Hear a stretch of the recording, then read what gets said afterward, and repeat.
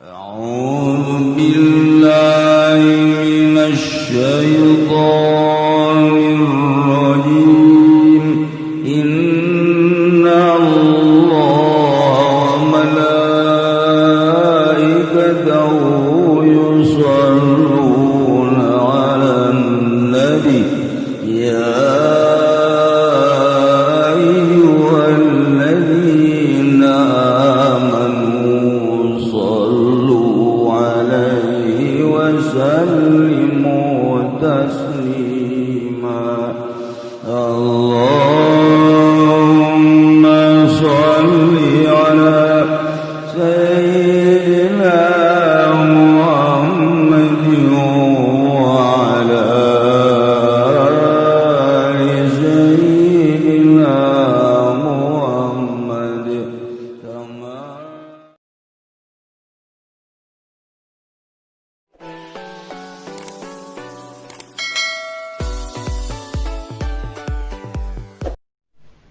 Bismillahirrahmanirrahim. Wa qol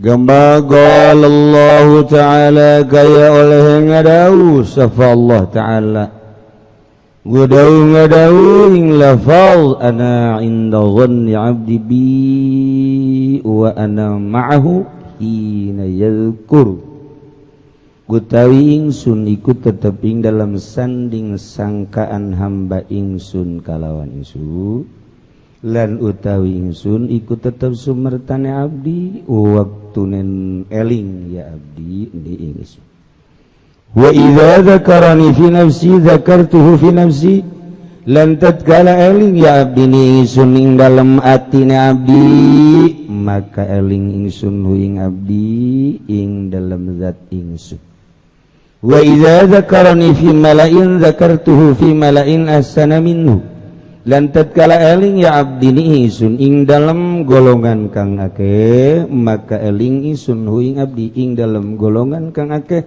kang leuwih becik minhu tinimang saking mala'in utila fal muradu minhum maka utai kanan karapaken minhum saking kabeh ban fi wujudil insan iku wong kang tetep ing dalem wujude insan wa huwa lan utaya man fi wujudil insan ta ilmu tafakkuri iku ilmu tafakkur kama qala alaihi salatu wassalam kaya oleh ngadawu kangjeng nabi iku tetep ing atase kangjeng nabi uta rahmat lan salam tafakkur sa'atin khair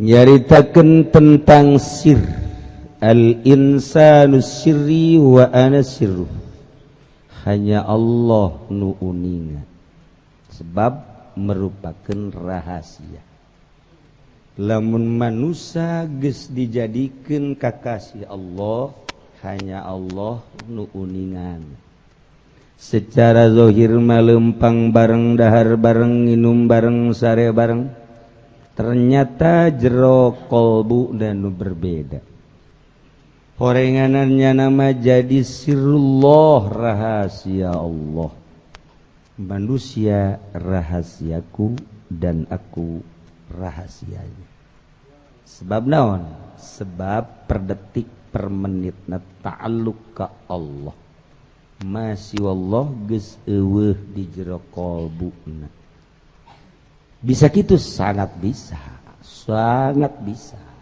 lamun jelema dibisakeun ku Allah. Ya Allah taala wallahul mu'ti wa ana qasim cek Kangjeng Nabi. Allah anu merek kuli masa karang ngabuga ngabagi doa. Kuri ngabagi tentang harta, kuri ngabagi tentang ilmu, kuri ngabagi tentang rahasia-rahasia nu mere nama Allah. Hanya Allah nu mere. Nu mantak para aulia Allah terus dizarahan sebab jadi rahasia Allah. Henteu maot wali Allah mah.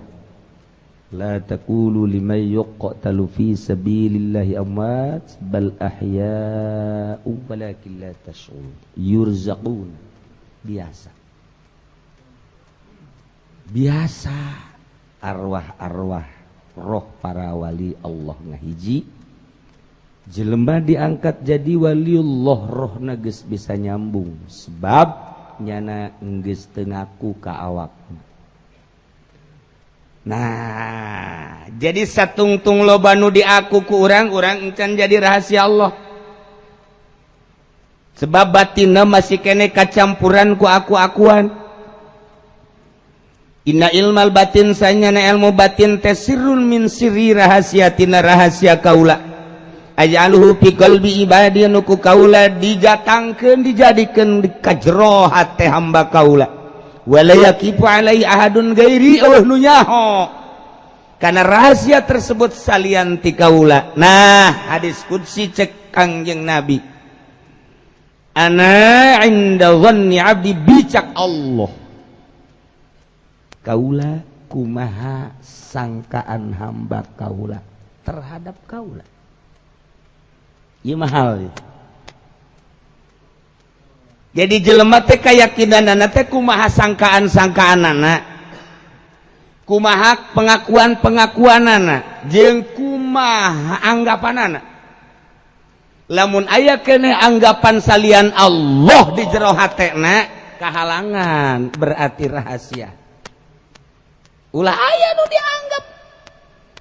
Lamun urang nganggap bagus kana cincin diasupkeun ka jero hate, Allah katutupan ku bagusna anggapan urang terhadap cincin.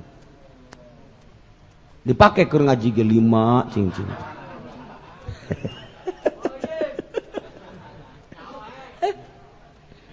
Naon anu kurang dianggap bagus?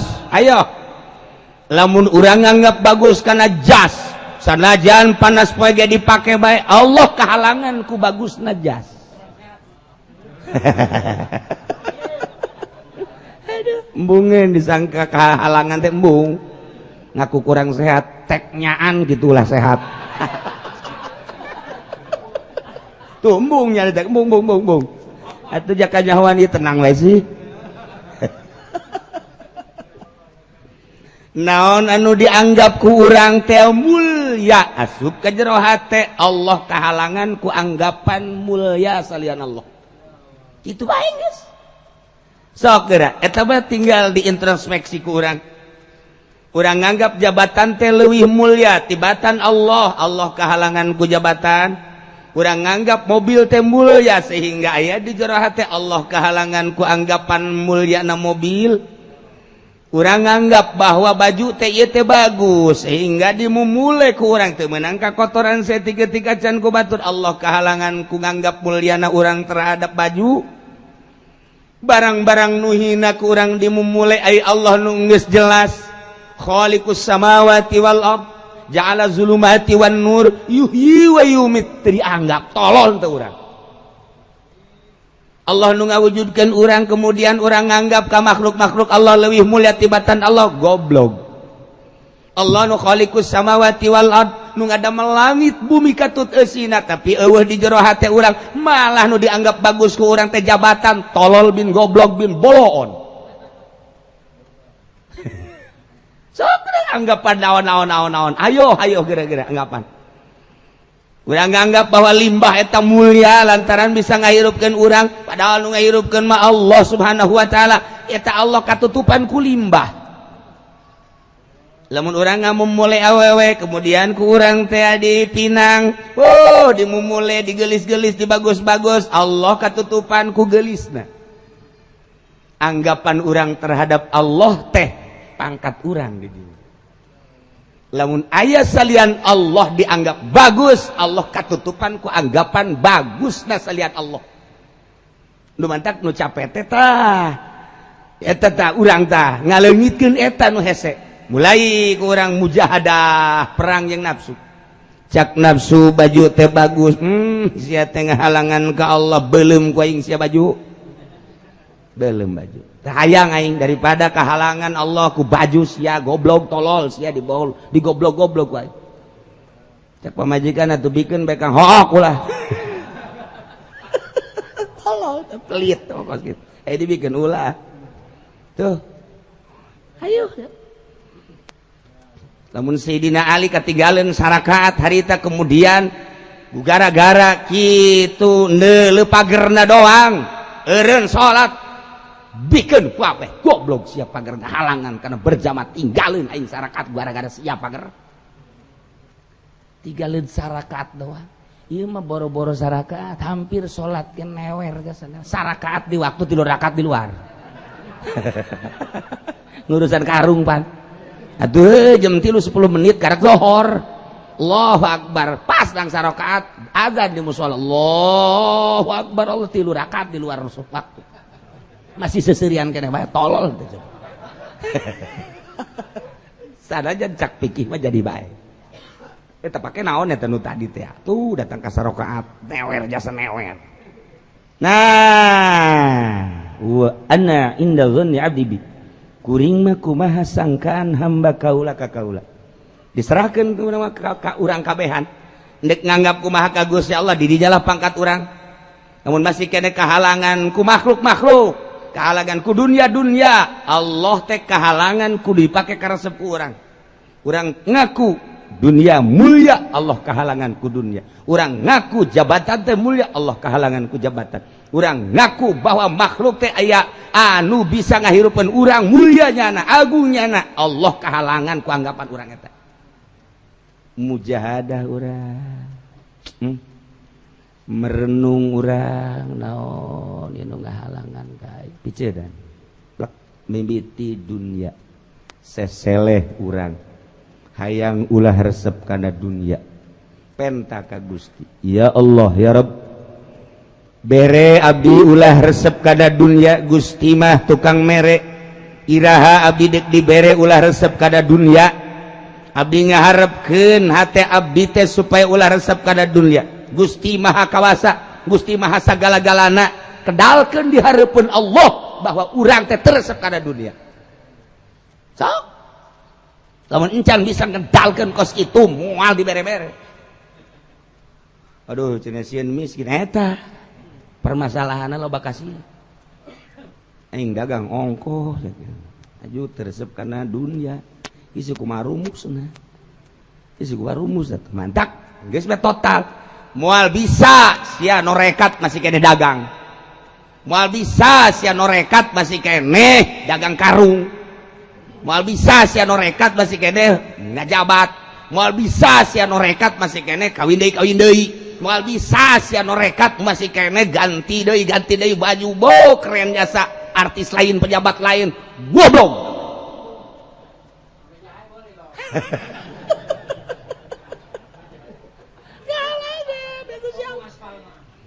tinggal be emang teu meunang nah beda nu geus usul jeung nu karak suluk usul mah geus teu kaganggu ku Gusti Allah teu kaganggu ku dunia Allah geus mere dideleuanana kana sawah teh geus eueuh nganggapan dideleuan kana jaga jabatan geus eueuh anggapan dideleuan kana pakaian geus eueuh anggapan dideleuan kana kendaraan geus eueuh anggapan nyana sanajan diriung-riung ku manusia diriung ku dunia diriung-riung ku makhluk di jero hate lantaran nyana geus ta'alluqna ka Gusti Allah atuh nu kos kitu mah no problem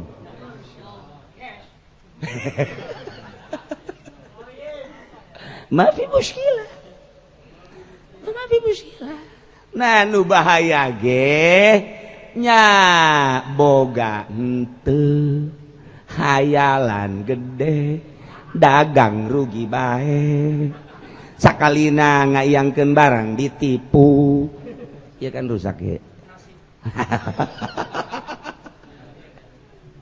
atuh nasib lama kabeh ge nasib ngan eta ambalayat menggantungkan harapan terhadap dagangan Allah na jadi eueuh gantungkeun harapan ka Gusti Allah ulah ka dagangan gantungkeun harapan ka Gusti Allah ulah kana pertanian gantungkeun harapan ka Gusti Allah ulah jabatan gantungkeun ka Gusti Allah harapan-harapan ulah kana kekuatan materi dan lain sebagainya waduh cenah eta mah kiai mun babari ge kebo jadi wali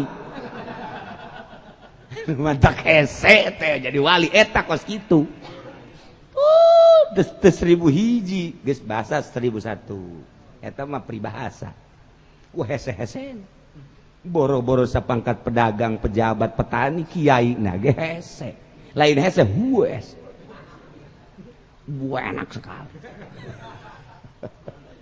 Atuh seboro-boro jadi wali ulah ngadahar duit ti pamarentah bagi seseleh malah dek ngadukeun permasalahan nanyakeun dalilna. Boro-boro dek jadi wali apik ti dieu ti itu titah ulah ngeridit bagi hese malah nyana nanyakeun di mana dalilna. Ngadu dalil tungtung lama. Oh, berarti di makom syariat ge encan anggeun. Geus ulah nyari ke tarekat bersyariat terus. Ayo saya ditakang ngusur ke kuburan terus. Datang orang lamun tengah lepaskan diri moal bisa lepas naon. Keluar kan karesep urang. Timbullah anggapan.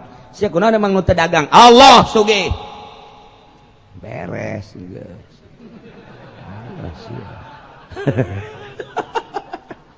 Ye, parang sana. Ye, tah geus gantung teh ka Gusti Allah.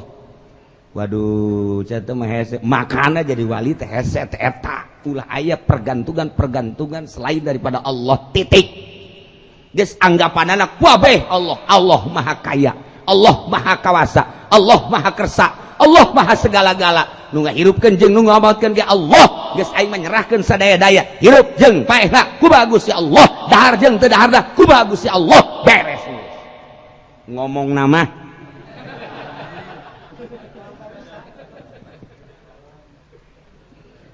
ana inda dhanni 'abdi bi. Aing mah kumaha sangkaan hamba aing ka aing. Ti dinyalah pangkat urang, keyakinan urang, sangkaan urang ka Gusti Allah.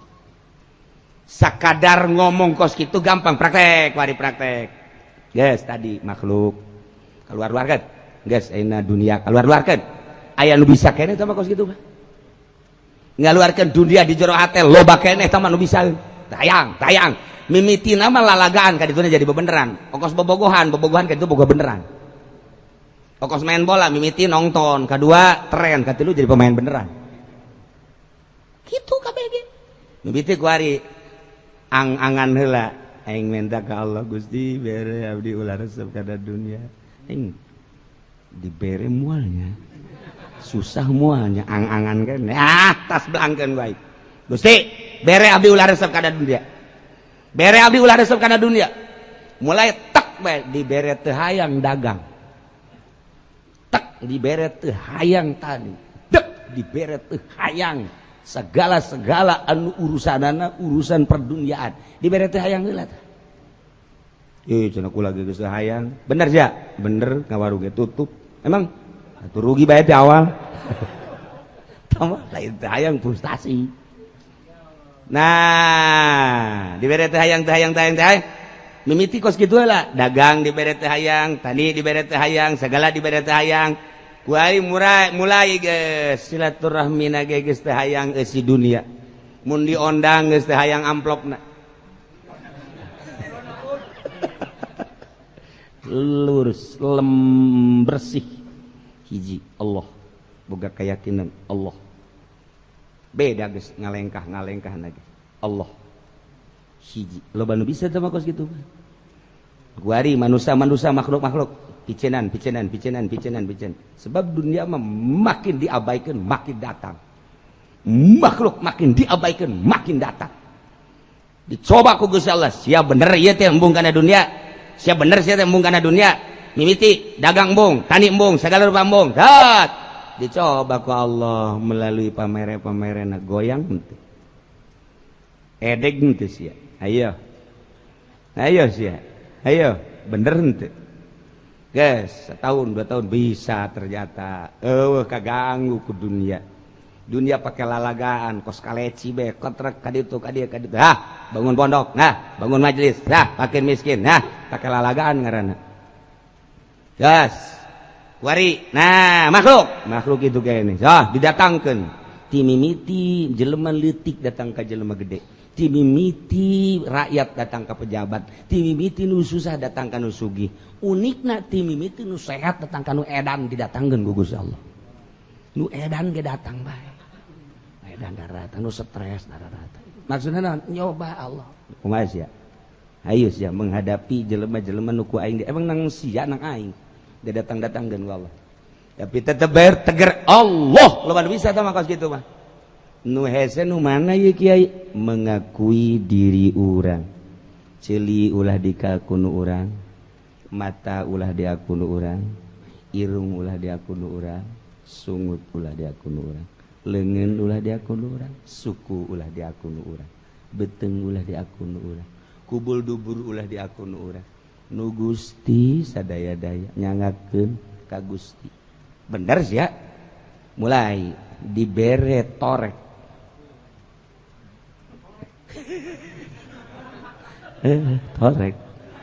Torek lamun nyana ngomong aju aduh ieu pan ceuli torek pancena lain usia pan atuh aduh-aduhan batal dibere kuari bobogaana teu hudang. Wow, obat segala aya jakban segala naon ulah geus nyaon tinyana eta naon mah aja jakban Jakarta Bandung. Tarolo laki-laki suka gitu.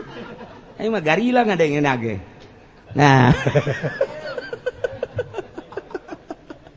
Pangaruh ka Jakarta bae beuneunan eta. Jadi ka Jakarta ge jangan mah lain naon meulieun nu kitu bae. Eta kan berarti teu nyadar bahwa dirina bahwa eta nu Allah. Padahal mah kan cobaan ti Allah. Ge, sadaya-daya nu Allah. Tadi urusan. Tuh seri bae jangan sok ngurusan meureun. Atuh kege hudang sorangan nu geus kitu mah. Istirahatkeun seminggu 2 minggu. Tah, aya bae nu nyingkap hudang. Engke ge nya beda kan aya kanu di imah teh hudang kanu nyingkap hudang. Berarti penyakit tinu imah ya. Aduh. Nah, pengakuan eta nu hese ge. Serahkeun ka Gusti Allah. Lamun urang geus bisa ninggalkeun dunia, bisa ninggalkeun omong kosong ieu mah cerita dia. Omong kosong ieu mah saha nu bisa atuh coba yeuh. Omong kosong mah teh ngaji ieu mah lain ngaji pangkat model urang ieu mah. Jadi mah asal nyaho bae heulanannya. Orang kos kitu teh jadi wali teh. Orang kos kitu. Mulai ulah diaku. Ulah diakui awak urang nu Gusti nyangakeun sadaya-daya. Pan cenah Kiai emang tadi urus deuleu Kangjeng Nabi Ayub alaihi salam. Sugih aya di nyana. Pabajikan loba aya di nyana. Anak garagah aya di nyana. Cabut ku Gusti Allah mimiti hartana. Kabeulem kabeh. Kangjeng Nabi Ayub keur salat Allahu akbar tawel ku pamajikanana. Gusti Rasul harta beak kabeuleuman. Atuh emang nu Allah ieu. Seuri Kangjeng Nabi Ayub. Didatangkan ku Allah, dibelem ku Allah. Salat deh, Allahu Akbar. Anak jeung pamajikan gede. Masya Allah. Allahu Akbar. Anak paraeh kabeh. Toel. Si Rasul. Anak marawat kan. Aya nu boga. Diayakeun ku Allah, dilegitkeun ku Gusti Allah. Sadaya-daya ka Gusti Allah. Nya nama salat deh. Allahu Akbar. Gideg kabeh. Masya Allah. Harta beak, anak beak. Kangjeng Nabi Ayub na kuari dibere borok. Borok dek diobatan ku pamaji. Ulah jakian. Sehat nang Allah, borok nang Allah, serahkeun kana bogana. Gideg pamajikan ka. Kulantaran borok na makin loba bau masyarakat embung kabauan. Dipindahkan ke sisi gunung. Pek, ya gunung tadi amparan didinya, di darinya be. Pamajikan anak tarik mundur kabeh. Mentah mundur kabeh. Hayang pepegatan. Tinggal hiji Siti Rohmah. Lantaran turunan Kangjeng Nabi Yusuf alaihissalam. Ditawaran tadi ku Kangjeng Nabi Ayub. Besi mana hendak mundur dia, oh mau masalah. Henteu ka ulama. Mun pae hayang nyaho kuburan anak. Hirup deg diurusan. Tah, perluna turunan kos kitu. Tak perlu turunan, lamun eker bahagia keur senang mah turunan teu kanyahoan. Tah ketika miskin nu boga turunan mah hebat. Kakak nu muriang kula mah sakadar ngurusan doang, moal kudu ditinggalkeun ku kaula. Kak, gajen ku kumaha kula ngurusan kakak, Kak. Kamari sugih diurusan ku kula, kuari susah kula ngurusan. Ye, anak saha kula budak. Eta pamaji butuhna turunan da kos kitu tah.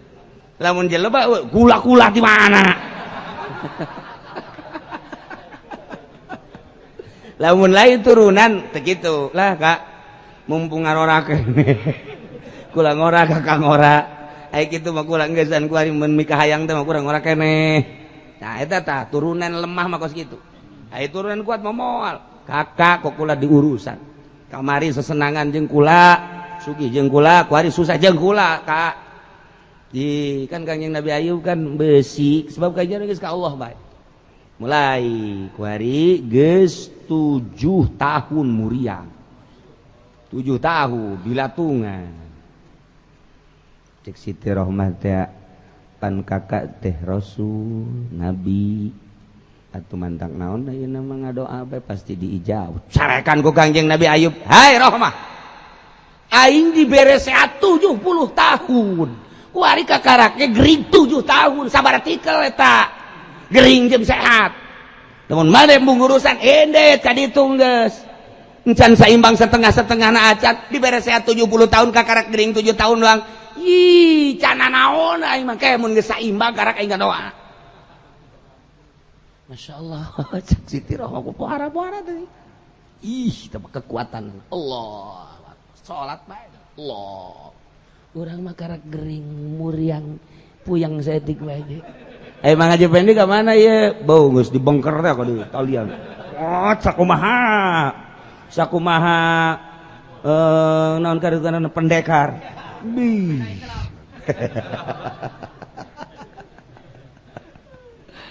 Wah Haji kuduna tadi talian. Oh, puyang jasa sagana. Paingan teu berjamaah, boro-boro berjamaah yang salat henteu. Parah tau ka situ.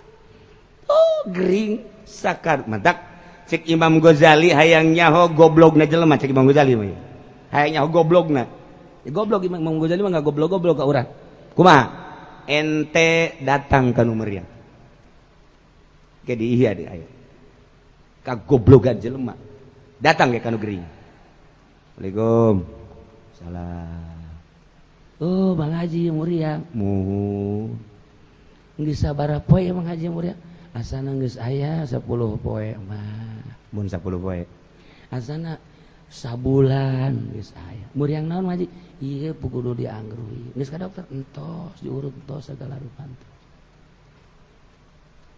tanya kemari aya Bang Haji sehat sabaraha taun wallahu alam tah cek Imam Ghazali kagoblogan jelema dibere muriang mah eueuh anu teu nyaho ka poe mun 10 poe jangan ngomong mun sebulan tapi eta keur sehat menyana tilok dihitung itu tah kagoblogan jelema teh kos kitu eta jago Imam Ghazali eta hayang nyaho goblok da jelema datang ka nu muriang wajen kuku bage dihitungan bae tah poe kunyana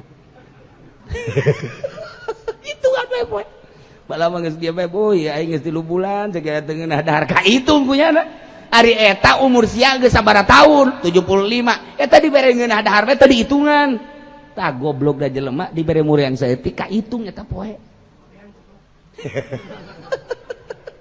atuh teu kabehan ulah sok aju ngabehan-ngabehankeun sorangan bae lana ana inda zanni abdi bi nah nu hebat teh nu hebatna wa ana ma'ahu hina yazkuruni kula bareng jeung anjeun dina waktu anjeun eling ka kaula lamun mana eling ka kaula tak kula bareng masyaallah ketika orang ingat ke Allah Allah teh aya di urang ketika orang maca Quran aya maca Quran teh ingat ke Allah aya maca Quran memaca a'udzubillahi minasyaitonir rajim nu kadeuleu amplop Bismillahirrahmanirrahim waduh bismillah teh inget ka Allah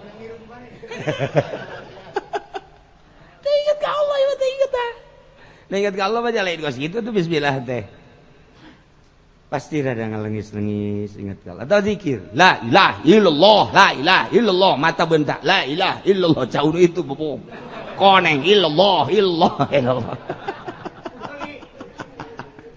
fudali pusia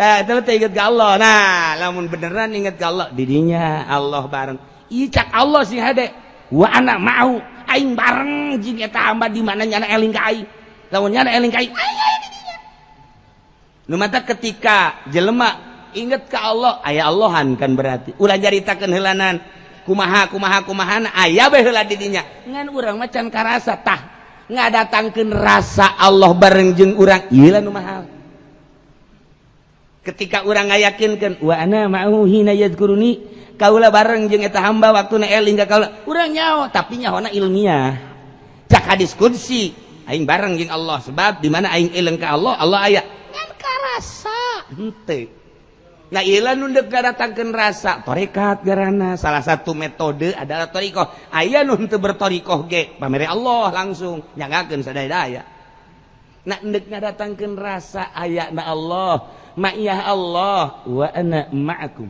eta tah wa huwa ma'akum aina ma kuntum nah endek ngahadirkeun rasa bareng Allah ieu nu mahal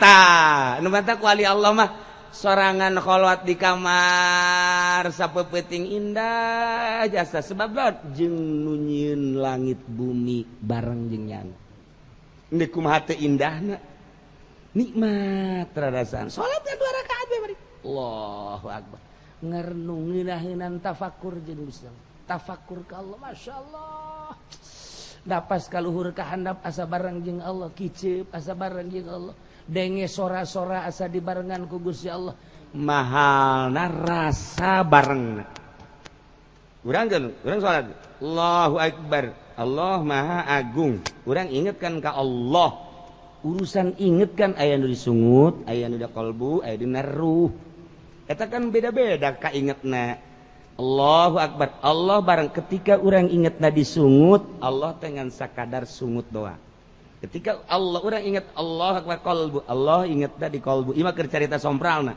ketika urang make roh Allahu akbar roh urang Allah dina roh urang nempel-nempelna Allah teh kumaha urangna hina yazkuruni wa ana ma'ahu nah panasaran jelema mah kudu panasaran iraha sih kehadiran Allah sehingga terasa bareng jeung Allah batur aya nu panasaran sehingga leuleuweungan jeung teuing teu usaha jeung teuing pegat jeung dunia jeung teuing pegat jeung makhluk hiji bae hayang boga rasa bareng jeung Allah bulan 2 bulan setahun 2 tahun 13 tahun Imam Ghazali leuleuweungan kakarak Masya Allah karim kaget Imam Ghazali nu baheula di Hujatul Islam ku ari embung julukan eta embung cek Imam Ghazali sebab geus karasa ngeunahna jeung Allah ternyata eueuhna naonan hirup ketika urang inget ka Allah sebab geus eueuh ngaku mata lain urang ceuli lain urang